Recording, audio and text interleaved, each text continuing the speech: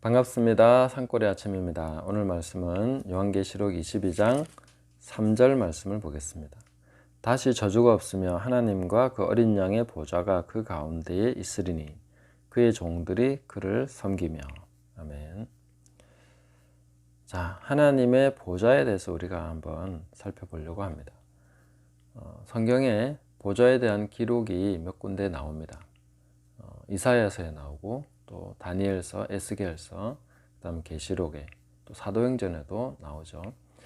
이런 대목들을 우리가 살펴보면서 하나님의 보좌가 등장할 때에 똑같지가 않다, 기록이 차이가 있다 하는 것을 한번 생각해 보고 또 이 부분에 대해서 질문을 던지면서 우리가 묵상하면서 하나님의 보좌가 왜 등장할 때마다 똑같지 않고 다를까, 이런 부분을 한번 생각해 봐야 될 것 같습니다.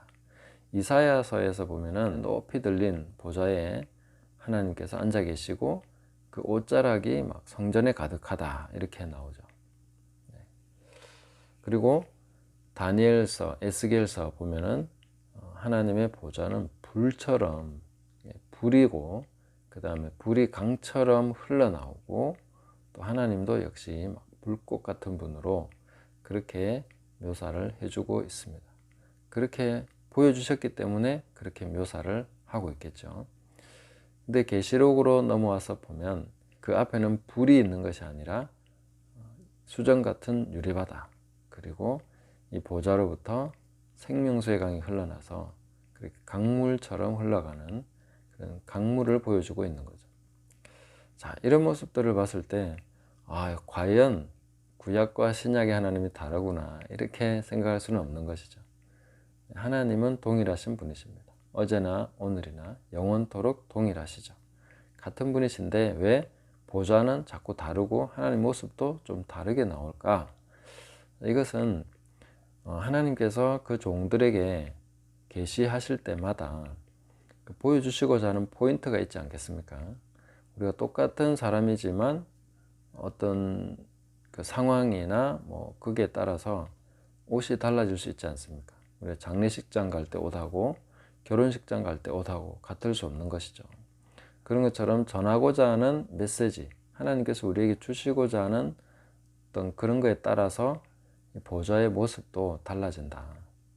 그러니까 연극에서 무대가 확 바뀌는 것처럼 하나님께서 뭔가를 다른 것을 주시고자 하실 때는 무대 자체를 바꾸신다.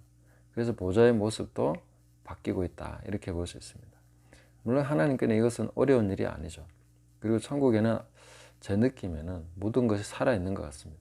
보좌에서도 음성이 나고 뭐 이런 거 봤을 때에 하나님의 마음과 하나님의 뜻에 따라서 그 모습이나 모양이나 색깔이나 이런 것들이 굉장히 다양하게 바뀌면서 그 하나님의 마음을 전체적으로 다 보여준다.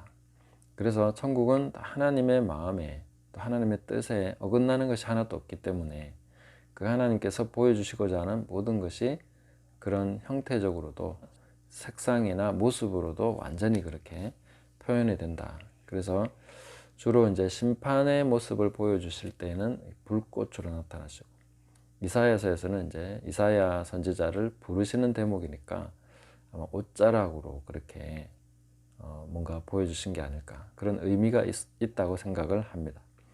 그리고 계시록에서는 이제 모든 구원을 이루시고 그 풍부한 그 생명의 근원 되시는 그 하나님, 그 하나님을 나타내 보여주기 위해서 이 유리바다, 생명수의 강, 이런 것을 보여주시는 것이죠.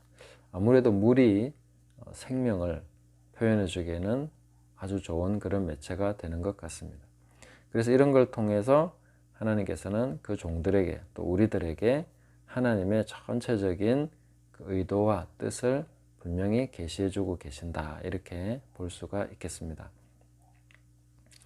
그 다음에 계시록 22장에 와서는 이제 보좌 우편에 어린 양의 보좌, 이렇게 두 개가 같이 나오죠. 그런데 계시록 4장까지는 어린 양의 보좌는 나오지 않습니다. 마가복음 16장 19절에서는 예수님이 승천하시자마자 보좌에 앉으신 것으로 이렇게 나옵니다. 그리고 그 스데반이 돌에 맞을 때에 그때에 이제 하늘이 열리고 하나님과 예수님께서 보좌 우편에 서 계신 것을 보노라. 보좌가 없어서 서 계신 건 아니겠죠. 보통 우리는 이 대목에서 스데반을 격려하고 또 스데반을 맞이해 주시기 위해서 예수님께서 일어서셨다 이렇게 말을 했고, 저도 그런 것 같습니다. 그래서 이미 사도행전의 이 장면에서 예수님은 보좌에 앉아 계셨다라고 볼 수가 있겠죠. 그렇다면은 요한계시록 4장은 사도행전의 이 장면보다는 훨씬 더 그 후의 일이라고 볼 수 있는데, 왜 예수님의 보좌가 나오지 않을까? 그냥 보좌에 앉아 계시고 그 다음에 그 오른손에 두루마리를 가지고 계시고 어린 양은 나중에 등장을 하게 되죠. 자, 그래서 이런 부분을 우리가 그냥 넘어가도 되지만, 그러나 질문을 던지고 또 해결해 보려는 그 노력이 필요하다고 생각합니다. 왜냐하면 질문을 하게 되면은 굉장히 뭔가 생각보다 중요한 그런 메시지들, 좋은 내용들을 깨닫는 그런 기회가 될 수도 있습니다. 그래서 한 가지 분명한 것은 그렇습니다. 천국은 과거, 현재, 미래로 존재하고 있는 것이 아니다 하는 것을 이 장면에서 다시 한 번 더 생각을 하게 됩니다. 과거, 현재, 미래로 따지면 승천하셨을 때 이미 보좌에 앉아 계시기 때문에 분명히 사도 요한이 올라갔을 때는 예수님이 보좌 우편에 앉아 계시는 것이 맞는 것이죠. 그런데 하나님의 보좌는 보좌에 앉으신 이가 있고 그 다음에 그 주위에는 24장로들이 보좌를 쭉 둘러서 그렇게 앉아 있다고 나옵니다. 예수님은 안 나오는 것이죠.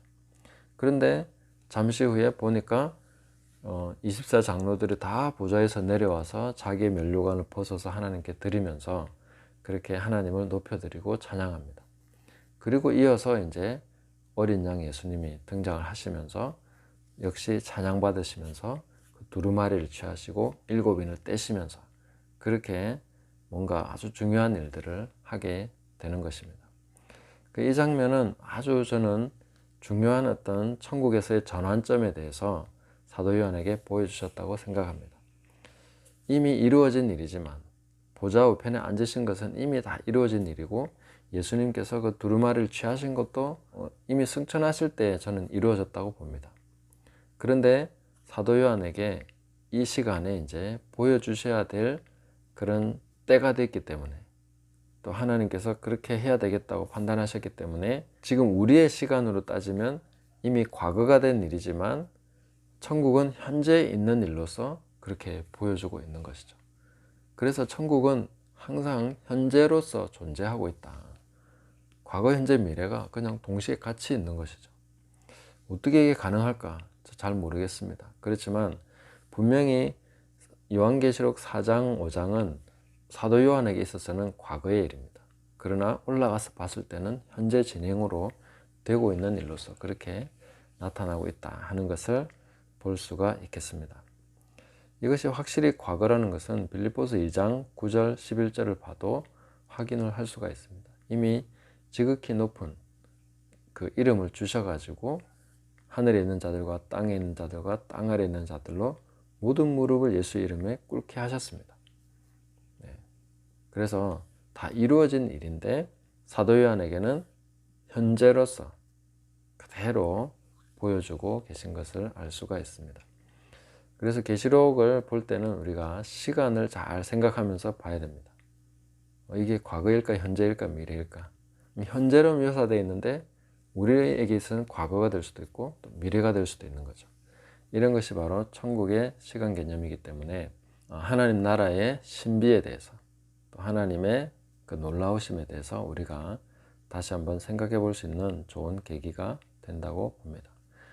또 과거, 현재, 미래에 얽매이지 않으시고 하나님께서는 우리를 인도하시고 보여주시고 모든 것을 현재로서 하나님께서는 다스리고 그렇게 하실 수 있다 하는 것을 우리가 이 대목을 통해서 볼 수가 있는 것입니다. 그래서 우리가 과거의 잘못된 것에 대해서 하나님 앞에 회개하고 기도할 때에 하나님께서는 그것을 고쳐주실 수 있습니다. 또 현재, 미래에 대해서도 하나님께 정말 든든하게 믿고 의지하고 맡겨드리고 그 인도하심을 따라갈 수가 있는 것이죠. 하나님은 과거에나 현재나 미래나 영원토록 동일하십니다. 어제, 오늘, 내일 영원히 동일하신 분이시기 때문에 우리는 항상 믿고 의지할 수 있는 분이시다 하는 것을 기억하면서, 그래서 이 하나님을 의지하고 기쁘게 하나님과 동행하는 그런 복된 나날들 되시기를 예수님의 이름으로 축복합니다. 감사합니다.